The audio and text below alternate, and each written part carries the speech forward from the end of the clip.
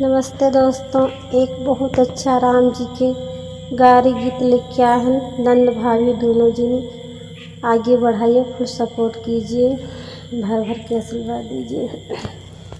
सीता ठाड़ी झरुआ खे, सीता ठाड़ी झरुआ खे, के नाम ससुर हमारा जी, के नाम ससुर हमारा जी, जिया कई बड़ी बड़ी पगिया, जिया कई बड़ी बड़ी पगिया, वही हूँ ससुर हमारा जी।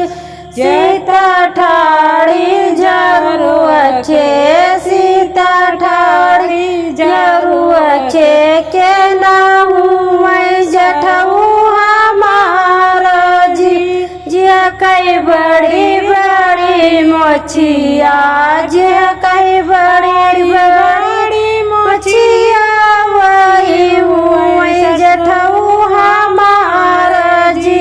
सीता ठाड़ी झरुआ खे, सीता ठाड़ी झरुआ खे, के नाहू देवरू हमारा जी।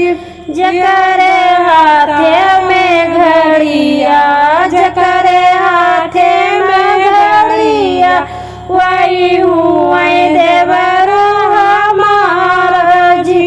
सीता ठाड़ी झरुआ खे, सीता ठाड़ी झरुआ खे, के नाहू स्वामी हमारा जी।